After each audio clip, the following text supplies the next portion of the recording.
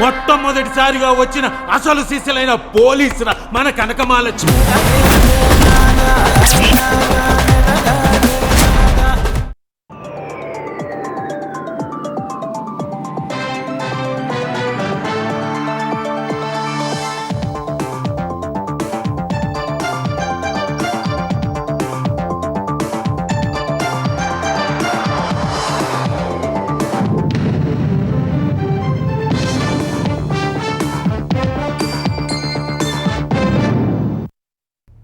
నమస్కారం, ఈటీవీ న్యూస్కు స్వాగతం. గిరిజన ప్రాంతాల అభివృద్ధి చెందితేనే రాష్ట్రమంతా అభివృద్ధి చెందినట్లని సీఎం చంద్రబాబు చెప్పారు. అల్లూరు జిల్లాలో పర్యటించిన చంద్రబాబు లగిసెపల్లిలో గిరిజన దినోత్సవ కార్యక్రమంలో పాల్గొన్నారు. వివిధ అభివృద్ధి కార్యక్రమాలకు చంద్రబాబు శంకుస్థాపన, ప్రారంభోత్సవాలు చేశారు. అరకు కాఫీని సేవించారు. గిరిజన సహకార సంఘం జీసీసీ నూతన ఉత్పత్తులు పరిశీలించారు. జీసీసీ వెబ్సైట్ను ప్రారంభించారు. అరకు, లంబసింగి, మారేడుమిల్లి ప్రాంతాలు టూరిజం క్లస్టర్లుగా మారతాయని ఈ సందర్భంగా చంద్రబాబు తెలిపారు. గిరిజన ప్రాంతాల్లో గిరిజనులకే ఉద్యోగాలు దక్కేలా చేసిన ఘనత ఎన్టీఆర్దని గుర్తు చేశారు. మరో 1,00,000 ఎకరాలు అరకు కాఫీ తోటలు పండించాలనేది లక్ష్యమన్నారు. సీతంపేట, పార్వతీపురం, రంపచోడవరం, శ్రీశైలం ఐటీడీఏల పరిధిలో 50 కోట్ల చొప్పున ఖర్చు చేసి మల్టీ స్పెషాలిటీ ఆసుపత్రులను నిర్మిస్తున్నట్లు వివరించారు. గిరిజనుల సంక్షేమం, గిరిజన ప్రాంతాల అభివృద్ధి లక్ష్యంగా ఐటీడీఏలో ఐఏఎస్లను నియమించినట్లు చంద్రబాబు వివరించారు. ముఖ్యమంత్రి చంద్రబాబు ఇచ్చిన హామీ మేరకు కడప జిల్లాలో ఉక్కు పరిశ్రమ పనులు ప్రారంభమైనట్టు జమ్మలమడుగు ఎమ్మెల్యే ఆదినారాయణ రెడ్డి తెలిపారు. కడప జిల్లా సున్నపురాళ్లపల్లె గ్రామం వద్ద ఉక్కు పరిశ్రమ పనుల్లో భాగంగా ప్రహరీ నిర్మాణ పనులకు భూమి పూజ జరగ్గా ఆదినారాయణ రెడ్డి, టీడీపీ నియోజకవర్గ ఇన్ఛార్జ్ భూపేష్ రెడ్డి, జేఎస్డబ్ల్యూ ప్రతినిధులు పాల్గొన్నారు. ఉక్కు భూములకు కేటాయించిన స్థలంలో ఇప్పటి వరకు 3 కిలోమీటర్ల ప్రహరీ పనులు జరిగాయని, మిగిలిన 6.5 కిలోమీటర్ల పనులను పూర్తి చేస్తామని తెలిపారు. ఈ పరిశ్రమ పూర్తయితే స్థానికులకు ఉపాధి ఉద్యోగాలు లభిస్తాయని ఆదినారాయణ రెడ్డి చెప్పారు. మరిన్ని అనుబంధ పరిశ్రమలు వస్తాయన్నారు. బీఆర్ఎస్, కాంగ్రెస్ పార్టీలు ఓ అవగాహనతో ముందుకు వెళ్తున్నాయని కేంద్ర మంత్రి బండి సంజయ్ ఆరోపించారు. రాధాకిషన్ రావు తన వాంగ్మూలంలో కేసీఆర్ పేరు చెప్పినప్పటికీ ఎలాంటి చర్యలు లేవని ఆక్షేపించారు. ఫోన్ ట్యాపింగ్ కేసును విచారణ పేరుతో కాలయాపన చేస్తున్నారన్నారు. కేటీఆర్ తనకు లీగల్ నోటీసులు ఇస్తే చట్టపరంగా స్పందిస్తానని సంజయ్ కరీంనగర్లో వెల్లడించారు.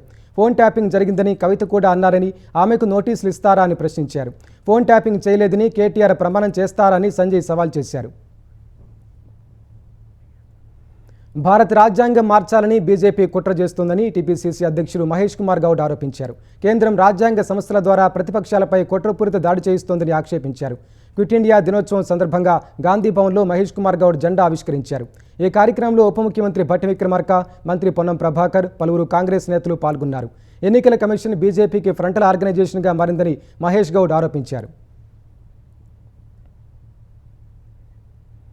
అన్నా చెల్లెల అనుబంధానికి ప్రతీకగా నిలిచే రక్షాబంధన్ వేడుకలు దేశవ్యాప్తంగా ఘనంగా జరుగుతున్నాయి. ప్రధాని నరేంద్ర మోదీ, కేంద్ర మంత్రులు, మహిళలు, చిన్నారులతో రాఖీ కట్టించుకున్నారు. ఢిల్లీలోని ప్రధాని నివాసంలో విద్యార్థులు, బ్రహ్మకుమారి సభ్యులు మోదీకి రాఖీ కట్టారు. అనంతరం మోదీ వారితో కొంతసేపు సరదాగా ముచ్చటించారు. పర్యావరణ పరిరక్షణపై అవగాహన కల్పించేందుకు బీహార్ సీఎం నితీష్ కుమార్ చెట్టుకు రాఖీ కట్టారు. పంజాబ్ సీఎం భగవంత్ మాన్, హర్యానాలో సీఎం నారాయణ్ సింగ్ సైని దేశ ప్రజలకు రాఖీ పండుగ శుభాకాంక్షలు తెలిపారు. జమ్మూ కాశ్మీర్లోని ఆర్ఎస్పురా సెక్టార్లో సరిహద్దు భద్రతా దళంతో విద్యార్థినులు రాఖీ పండుగను జరుపుకున్నారు. ఆపరేషన్ సింధూర్తో కూడిన 4 అడుగుల రాఖీని సైన్యానికి అందజేశారు. రాజస్థాన్ జైసల్మేర్లో మహిళా సైన్యం పురుషుల బృందానికి రాఖీ కట్టి తమ సోదర భావాన్ని వ్యక్తపరిచింది. అహ్మదాబాద్లో ఓ ముస్లిం మహిళ తన భర్తను కాపాడిన ఒక డాక్టర్కు రాఖీ కట్టారు. రాఖీ పర్వదినాన్ని పురస్కరించుకుని ఉత్తరప్రదేశ్లోని ప్రయాగ్రాజ్లో మహిళలకు ఉచిత బస్సు ప్రయాణాన్ని కల్పించారు. రక్షాబంధన్ సందర్భంగా ఉండవల్లిలోని నివాసంలో మంత్రి లోకేష్కు మంగళగిరి మహిళలు పెద్ద ఎత్తున రాఖీలు కట్టారు. తోబుట్టువులు లేని తనకు మంగళగిరి మహిళలే అక్కా చెల్లెలని లోకేష్ అన్నారు. హిందూపురం ఎమ్మెల్యే, ప్రముఖ నటుడు బాలకృష్ణకు ఆయన సోదరి బీజేపీ ఎంపీ దగ్గుబాటి పురంధేశ్వరి రాఖీ కట్టారు. ఈ సందర్భంగా ఆయన పురంధేశ్వరి నుంచి ఆశీర్వాదం తీసుకున్నారు. రాఖీ సందర్భంగా విశాఖలో పోలీసులకు హోంమంత్రి అనిత రాఖీ కట్టారు. విశాఖ ఎంవీపీ నుంచి ఉషోదయ జంక్షన్ వరకు ఆటోలో ప్రయాణించిన ఆమె అనారోగ్యంతో ఉన్న కానిస్టేబుల్ కొర్లయ్యను పరామర్శించి రాఖీ కట్టారు.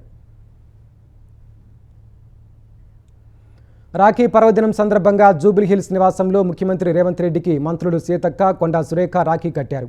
మలక్పేట ప్రభుత్వ అందబాలికల పాఠశాల విద్యార్థులు సైతం సీఎంకు రాఖీలు కట్టి పండుగ శుభాకాంక్షలు తెలిపారు. స్పీకర్ గడ్డం ప్రసాద్ కుమార్, ఉప ముఖ్యమంత్రి భట్టి విక్రమార్క, మంత్రి పొన్నం ప్రభాకర్లకు మంత్రి సీతక్క రాఖీ కట్టి సోదర భావాన్ని చాటారు. ఏఐసీసీ నేతలు విశ్వనాథన్, మాణిక్ ఠాక్రేకు కూడా సీతక్క రాఖీ కట్టి శుభాకాంక్షలు తెలిపారు. మంత్రి కోమటిరెడ్డి వెంకటరెడ్డికి ఆయన ఇంట్లో పలువురు కాంగ్రెస్ మహిళా నేతలు రాఖీలు కట్టారు.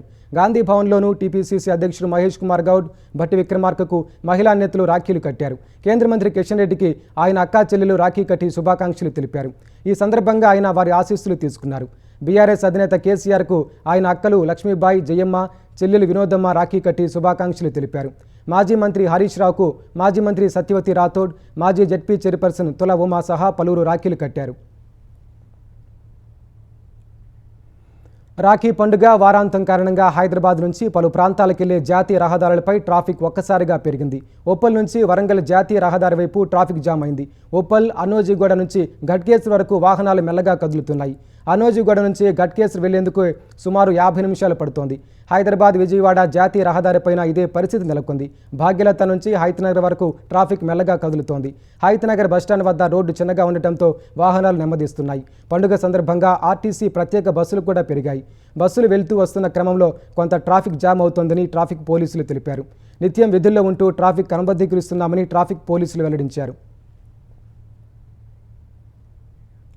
ఆపరేషన్ సింధూర్లో పాకిస్తాన్ను చావుదెబ్బ కొట్టినట్టు భారత air force chief air marshal Amarpreet Singh చెప్పారు. ఆపరేషన్ సింధూర్లో పాకిస్తాన్కు చెందిన 5 యుద్ధ విమానాలు, ఓ పెద్ద విమానాన్ని కూల్చినట్లు ఎయిర్ మార్షల్ అమర్ప్రీత్ సింగ్ తెలిపారు. అందులో F-16S యుద్ధ విమానం కూడా ఉన్నట్లు ఆయన చెప్పారు. సుంకాల అంశంపై అమెరికాతో ఉద్రిక్తతలు కొనసాగుతున్న వేళ అమెరికా తయారీ F-16S యుద్ధ విమానాలను కూల్చేసినట్టు ఎయిర్ చీఫ్ మార్షల్ చెప్పడం ప్రాధాన్యం సంతరించుకుంది. బెంగళూరులో ఓ కార్యక్రమానికి హాజరైన air marshal Amarpreet Singh operation సింధూర్ను పక్కా ప్రణాళిక ప్రకారం నిర్వహించినట్లు చెప్పారు. పాక్ ఆక్రమిత కశ్మీర్లో ఉగ్ర స్థావరాలను ధ్వంసం చేసినట్టు గుర్తు చేశారు. రక్షణ ఉత్పత్తుల్లో మేక్ ఇన్ ఇండియాకు ప్రాధాన్యమిస్తున్న భారత్ మరో ఘనత సాధించింది. దేశంలో రక్షణ ఉత్పత్తుల తయారీలో జీవితకాలపు గరిష్ట స్థాయిని సాధించింది. 2024-25 ఆర్థిక సంవత్సరంలో రక్షణ ఉత్పత్తుల విలువ 1,50,590 కోట్ల రూపాయలకు పెరిగినట్లు రక్షణ శాఖ ప్రకటించింది. ఈ మేరకు రక్షణ మంత్రి రాజ్నాథ్ సింగ్ సామాజిక మాధ్యమం ఎక్స్లో ఓ పోస్టు పెట్టారు. రక్షణ పరికరాల ఉత్పత్తి గతేడాదితో పోలిస్తే 18% వృద్ధి నమోదైనట్లు ఆయన పేర్కొన్నారు. 2019-20 ఆర్థిక సంవత్సరం నుంచి రక్షణ ఉత్పత్తుల తయారీలో 90% వృద్ధి నమోదైనట్లు రక్షణ మంత్రి రాజ్నాథ్ వెల్లడించారు.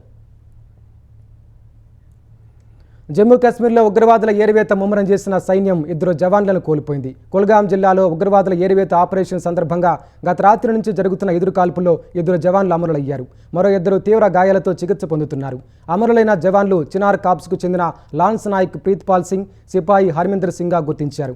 దేశ రక్షణ కోసం విధి నిర్వహణలో భాగంగా వారు చేసిన అత్యున్నత త్యాగాన్ని చినార్ కాప్స్ గౌరవిస్తుందని, వారి సాహసం, అంకిత భావం తమకు స్ఫూర్తిదాయకమని సామాజిక మాధ్యమంలో ఎక్స్లో సైన్యం ఓ పోస్టు పెట్టింది. వారి మృతికి ప్రగాఢ సానుభూతి తెలిపింది. సైన్యం చేపట్టిన ఆపరేషన్ అకాల్ 9వ రోజుకు చేరినట్లు పేర్కొంది. కాల్పులు కొనసాగుతున్నట్లు తెలిపిన సైనికాధికారులు ముష్కరుల వద్ద అధునాతన ఆయుధాలతో పాటు పెద్ద మొత్తంలో ఆయుధ సామగ్రి ఉన్నట్లు చెప్పారు. భారత్ సహా ప్రపంచ దేశాలపై అధ్యక్షుడు డొనాల్డ్ ట్రంప్ సుంకాలు విధించడంపై అమెరికాలోనే వ్యతిరేకత రోజురోజుకు పెరుగుతోంది. ప్రతీకార సుంకాల ద్వారా ట్రంప్ తనను తాను నాశనం చేసుకుంటున్నారని ఆర్థిక నిపుణులు హెచ్చరిస్తున్నారు. ట్రంప్ సుంకాలు పూర్తిగా అవివేకంతో కూడిన నిర్ణయమని ప్రముఖ ఆర్థికవేత్త John Hopkin university professor Steve Hanke అన్నారు. ట్రంప్ ఆర్థిక గణాంకాలు, అంచనాలు పూర్తిగా తప్పని అభిప్రాయపడ్డారు. భారత్ ఎగుమతులపై 50% సుంకాల విధింపుతో ఇరు దేశాల మధ్య వాణిజ్య ఉద్రిక్తతలు నెలకొన్న వేళ స్టీవ్ హాంకే వ్యాఖ్యలు ప్రాధాన్యం సంతరించుకున్నాయి. ట్రంప్ సుంకాల విషయంలో భారత్ నెపోలియన్ సలహాలు పాటించాలన్నారు.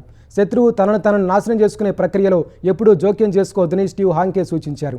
ప్రధాని నరేంద్ర మోదీ, విదేశాంగ మంత్రి జయశంకర్ కొంతకాలం వేచి చూడాలని, అప్పుడు ట్రంప్ ఆర్థిక సౌధం పేకమేడలా కూలుతుందని ఆయన అంచనా వేశారు. అమెరికన్లు జీడీపీ కంటే ఎక్కువగా ఖర్చు చేస్తున్నందున వాణిజ్య లోటు భారీగా ఉందని, ట్రంప్ ఆర్థిక అంచనాలు పూర్తిగా తప్పని ప్రొఫెసర్ హాంకే స్పష్టం చేశారు. రష్యా ఉక్రెయిన్ యుద్ధానికి తెరపడేలా చేసుకునే శాంతి ఒప్పందంలో భూభాగాల మార్పిడి ఉంటుందని అమెరికా అధ్యక్షుడు డొనాల్డ్ ట్రంప్ సంకేతాలు ఇవ్వడంపై ఉక్రెయిన్ అధ్యక్షుడు జెలెన్స్కీ మండిపడ్డారు. రష్యా అధ్యక్షుడు వ్లాదిమిర్ పుతిన్తో ఈ నెల 15న ట్రంప్ భేటీ కానున్న వేళ శాంతి కోసం ఆక్రమణదారులకు తమ భూభాగాన్ని వదులుకోబోమని జెలెన్స్కీ తేల్చి చెప్పారు. ఉక్రెయిన్ ప్రాదేశిక సమగ్రతను దెబ్బతీసే చర్చలను ఆమోదించబోమని స్పష్టం చేశారు. శాంతి స్థాపన కోసం నిర్వహించే భేటీలో ఉక్రెయిన్ గళాన్ని వినాల్సిందేనని తేల్చి చెప్పారు. ఉక్రెయిన్ లేకుండా జరిపే చర్చల్లో ఏ పరిష్కారాలు నిర్ణయించినప్పటికీ అవన్నీ శాంతికి వ్యతిరేకమని వ్యాఖ్యానించారు. వాటితో సమస్య తీరదన్న జెలెన్స్కీ అలాంటి నిర్జీవ పరిష్కారాలు ఏమాత్రం పనిచేయవని మండిపడ్డారు.